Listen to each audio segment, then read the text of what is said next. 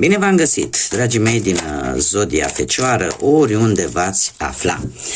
Bine ați venit tuturor pe canalul meu, Tarot Flor de Loto, numele meu este Nina, pentru cei care nu mă cunosc și ca de obicei mă bucur să vă am alături atât pe dragii mei abonați, cum de asemenea și pe cei care poate sunteți pentru prima oară aici pe canal. Azi voi face o lectură un pic mai specială pentru perioada cuprinsă între 15 și 31 decembrie. Așa că, dragilor, toți cei care aveți Soare, Lună, Venus sau ascendentul în Zodia Fecioară, atunci această lectură este de asemenea și pentru voi. De asemenea, nu uitați faptul că voi vă construiți viitorul, așa că vă rog să luați decât acele mesaje care rezonează cu voi, iar restul lăsați-le să zboare în univers.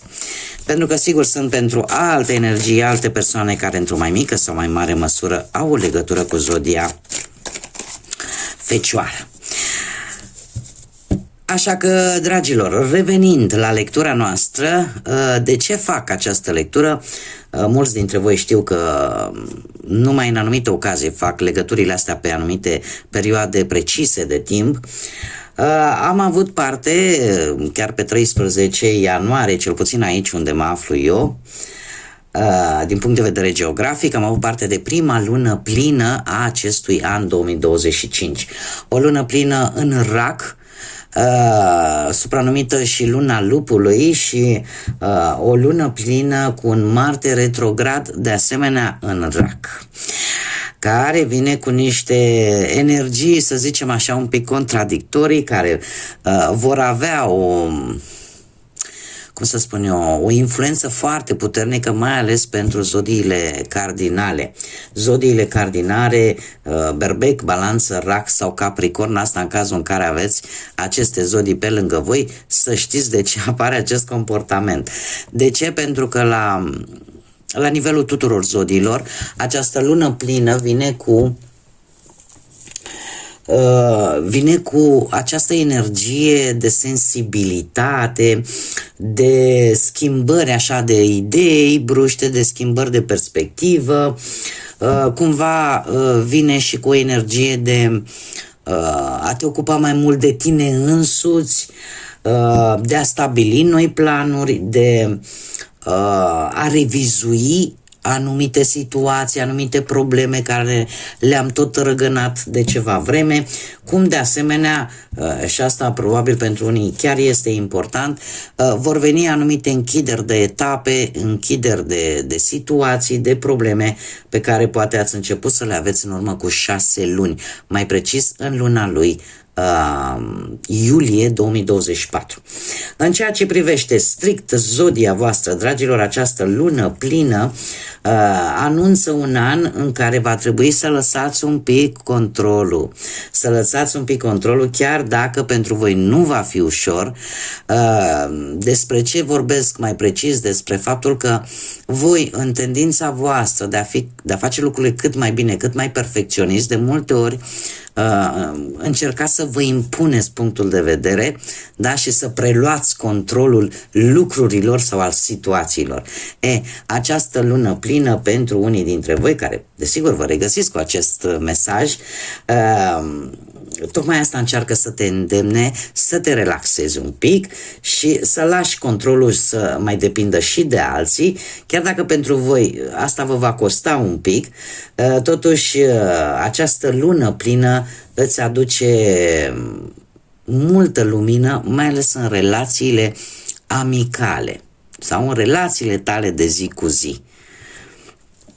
Acum, haideți să vedem care este energia voastră, dragilor. Da, o energie capricorniană cu acest număr 9 care ne vorbește, un număr spiritual, dar care ne vorbește de compasiune, de generozitate umană, de a fructifica anumite situații la care ai muncit de ceva vreme. Ne vorbește de asemenea de a fi altruist, de a te gândi și la celălalt, de a te pune în papucii celuilalt. De asemenea, numărul 9 vine cu acea necesitate de a închide cum am mai spus, capitole în viața voastră și de a te pregăti pentru noi provocări, pentru noi etape. Faptul că avem Capricornul, energia capricorniană, asta îmi spune că îți vei folosi istețimea, că vei fi destul de prevăzător și cumva ești dispus sau sunteți dispuși să așteptați cât timp este nevoie pentru a câștiga ceva. Sunteți foarte focusați pe muncă și vă dedicați unui lucru în mod deosebit. Cum de asemenea, mulți dintre voi e posibil să aveți și un plan bine pus la punct pe care nu-l povestiți la nimeni și eu zic că e bine că faceți lucrul ăsta până când nu vă vedeți voi cu sacii în căruță. Ce avem aici? Maestrul care ne vorbește de o disciplină, ne vorbește de a lucra deștept, de a lucra isteț, de a te focusa mai mult și pe ceea ce te interesează pe tine și de asemenea ne vorbește de o depășire a controlului. Da, așa că mare atenție. Vei învăța anumite lucruri noi, așa, pe parcurs, da? Adică nu e nevoie să te zbați foarte mult ca să înveți ceva anume, cumva parcă vine nativ, parcă le înveți din mers așa și apare o ușoară autoritate și acea senzație de a comanda, de a coordona. Haideți să vedem ce ne spune tarotul pentru voi, dragilor, pe plan profesional. Pe plan profesional, avem o schimbare interesantă, chiar foarte interesantă. Unii dintre voi, nu știu dacă ați făcut deja sau lucrați într-un domeniu care să necesite foarte multe călătorii sau poate ați făcut o călătorie, poate chiar în străinătate cu lumea, tocmai pentru că ați vrut să încheiați poate un anumit contract sau poate să vă căutați de muncă, da? Ceva s-a terminat în viața voastră, un capitol s-a încheiat din punctul ăsta de vedere al carierei, al vieții profesionale și pentru voi asta a dus la o transformare radicală din punct de vedere al carierei, care, cum am mai spus, poate să aibă legătură cu călătorile în străinătate sau cumva orice legătură, orice încheiere de capitol în ceea ce privește viața ta profesională. Avem moartea cu semnul Scorpionului, dacă rezonează cu voi sau vă spune ceva, care îmi vorbește într-adevăr de schimbări foarte importante în viața voastră, pe planul muncii, ori idei noi, ori pur și simplu relații bune atât cu șefii cât și cu colegii.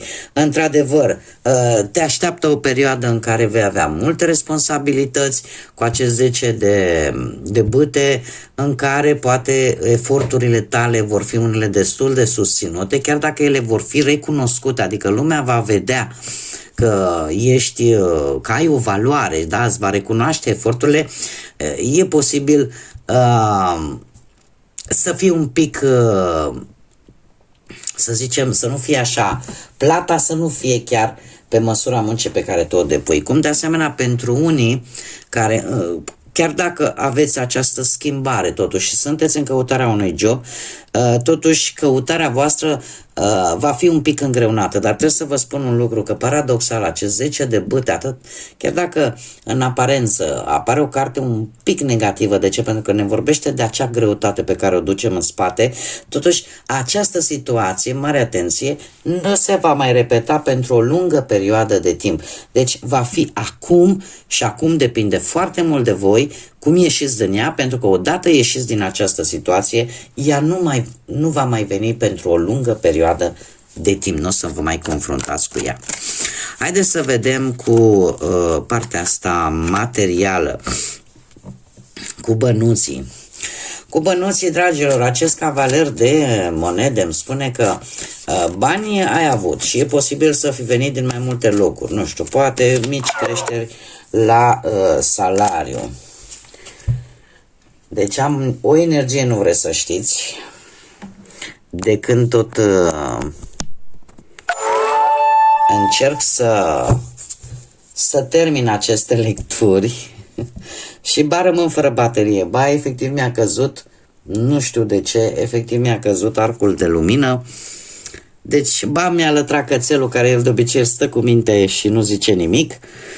Sunt energii pentru că această energie a lunii pline, cum am mai spus, se manifestă până către sfârșitul lui ianuarie, atât de puternică este. Haideți să vedem, cum am mai spus, pe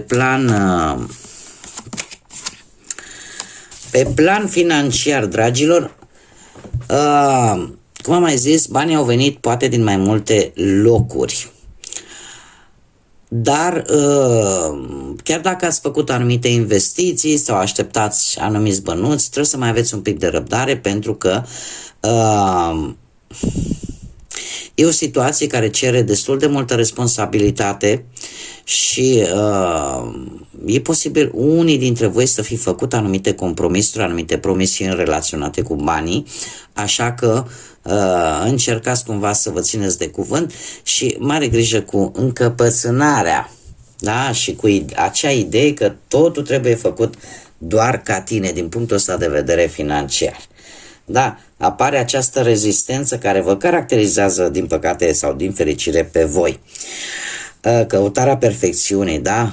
O necunoscută și un principiu care de obicei aduce multă înverșunare. Avem steaua, semnul vărsătorului, poate vă spune ceva. Steaua ne vorbește de situația în care norocul cumva este de partea ta. E posibil să ai un câștig extra sau să faci o bună înțelegere, o bună afacere care să conducă către o decizie definitivă sau către o călătorie, de ce nu? Avem carul, semnul racu, și avem vărsător, rac sau alte semne de pământ. La fel ca și tine, Taur, Fecioară, Capricorn. Acum, carul îmi vorbește de situația în care tu poți recupera ori anumite datorii mai vechi, ori să-ți vină niște bani din exterior, ori pur și simplu niște bani din ceea ce tu, să câștigi niște bani extra, dar din munca pe care tu o prestezi, care poate să fie legată, nu știu, de comerț, de transport, de turism, da? Dar e ceva care poate implica sau nu, mare atenție, călătoriile. Acum, cei care sunteți într-o relație, să vedem pe partea sentimentală ce vine pentru voi. Ei, dragilor, aici pe partea sentimentală sunteți number one. Ia să vedem. Avem îndrăgostiții, nu știu dacă semnul Gemeni vă spune ceva. Se pare că într-un trecut nu foarte îndepărtat ați luat o decizie importantă în ceea ce privește relația voastră, o decizie pe care ați luat-o cu inima, cu sufletul și în care v-ați asumat un, cum să zic eu, un compromis, ați fost hotărâți, ați fost, aș zice chiar, dispuși să faceți o schimbare în viața voastră. Nu știu dacă perechea voastră are legătură cu zodiile de apă, Rac, Pești sau Scorpion. Cert este că în prezent avem această regină de cupe care pe partea dragostei îmi vorbește de o relație calmă, de emoții solide, profunde, sentimente de asemenea. Chiar dacă mai apar probleme așa în relație, cumva ele se rezolvă. Faptul că avem totuși un paș de monede aici, asta îmi spune că există posibil cineva aici, poate să fie un copil, poate să fie copilul vostru, poate să fie o persoană foarte tânără care să vă cam dea de cap așa, să vă cam dea de furcă. Posibil zodii de pământ, Taur, Fecioară, Capricorn, la fel ca voi. Sau, dacă nu vorbim de un personaj, atunci vorbim de situația în care mare grijă la monotonie. Da? Pentru că chiar dacă există iubire între voi, monotonia este cel mai mare dușman, așa că din când în când ar fi bine să dați așa cât un nou imbold, să faceți lucruri surprinzătoare, lucruri care să vă placă împreună. Cei care sunteți singuri, dragilor, cei care sunteți singuri, se pare că ați traversat o perioadă destul de neagră în viața voastră, o perioadă în care ați fost așa dezamăgiți, supărați, triști, în urma poate a unei separări, a unei despărțiri. Probabil că de aici ați și ajuns să fiți singurei, dragilor. Ceva s-a întâmplat aici cu acest 3 de spade, persoane care pe voi v-au decepționat poate în scurt timp, nu a fost nevoie să stați foarte multă vreme cu aceste persoane, nu neapărat, da, deci puteți să luați și pe perioadă lungă și pe perioade scurte. Cert este că ceva s-a întâmplat care pe voi v-a lăsat în suferință. Magicianul vine cu acea dorință de a ieși și a cunoaște lume nouă. E ca și cum mai spune, eu nu mă las bătut, știu ce pot, știu ce abilități am, sunt bazat pe mine, știu ce valoare am și încerci să socializezi, încerci să ieși totuși în societate pentru a cunoaște locuri și persoane noi. 6 de monede îmi vorbește despre șanse mari să cunoști pe cineva destul de generos, și e posibil ca această persoană să o cunoști prin intermediul unor cunoscuți, da, unor amici, unor prieteni. Haideți să vedem care este mesajul pentru voi, dragilor, și avem chiar 2. Primul mesaj îmi vorbește de acea putere ascunsă. Ai mai multă putere decât gândești. De fapt ne vorbește de acele temeri care de multe ori ne fac să nu acționăm, să nu luăm atitudine, crezând că de fapt suntem persoane slabe, crezând poate că nu putem noi să facem față respectivei probleme. Totuși, vă spun din proprie experiență, pentru că și eu am trecut prin această lipsă de încredere în forțele mele și vreau să spun că viața, Dumnezeu mi-a arătat de fapt că sunt mai puternică decât mi-am putut imagina vreodată. Și în momentul în care am realizat că de fapt sunt lucruri pe care pot să le fac, sunt probleme pe care pot să le rezolv și că nu sunt sub apucul nimănui și că pot să mă exprim liber și pot să stau cu capul sus și să nu iau poziția ghiocel, a fost un sentiment înălțător, a fost un sentiment extraordinar.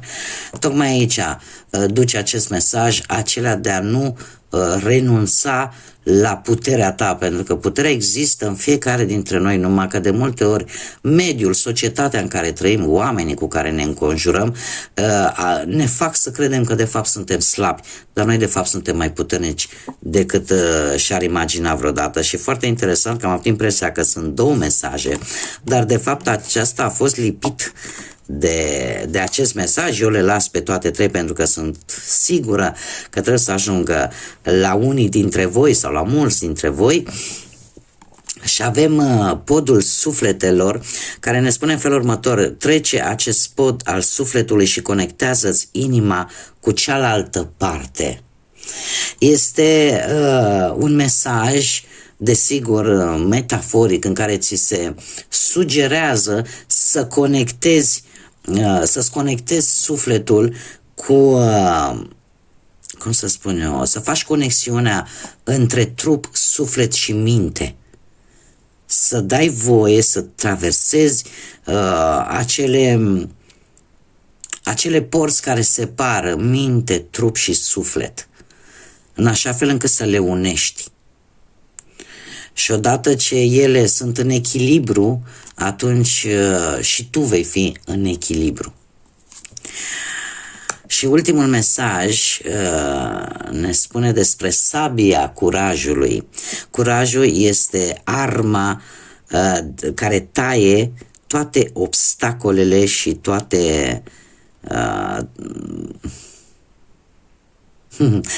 toate minciunile, toate obstacolele care îți apar în cale. Exact de ceea ce vorbeam, revenind un pic la primul mesaj care îți spune: Domne, folosește acea sabie a curajului. Curajul este o armă care în multe situații ne poate ajuta și de care se pare că în această, cel puțin în această perioadă de ultime 2 săptămâni ale lunii ianuarie, cumva pe voi ideea de a fi curajoși vă poate ajuta. Poate vă poate ajuta chiar să faceți aceste conexiuni atât de importante și atât de sănătoase pentru fiecare dintre noi. Bun, dragilor, aceasta a fost lectura pentru voi. Eu sper că v-a plăcut, sper că ați rezonat. Pentru toți cei care vă regăsiți poate în această lectură sau pur și simplu v-a plăcut felul în care fac aceste lecturi de tarot și nu v-ați abonat, eu vă aștept cu mare drag să o faceți, cum de asemenea aștept cu mare interes și în același timp vă și mulțumesc din suflet tuturor celor care și-au adus aportul în dezvoltarea și în prin lucrurile astea simple, prin like-uri, comentarii, prin distribuiri. Sunt lucruri mici, importante pentru acest proiect pe care eu l-am deschis aici pe YouTube și pentru asta, pentru toate aceste gesturi, eu vă mulțumesc din suflet și, cum am mai spus, vă aștept cu mare drag ca de fiecare dată la fiecare lectură. Până data viitoare, când ne vom reîntâlni, numai bine vă doresc, multă energie pozitivă, multă lumină în suflete și în gânduri și, desigur, până la următoarea lectură, ca de obicei, să fiți iubiți, dragilor!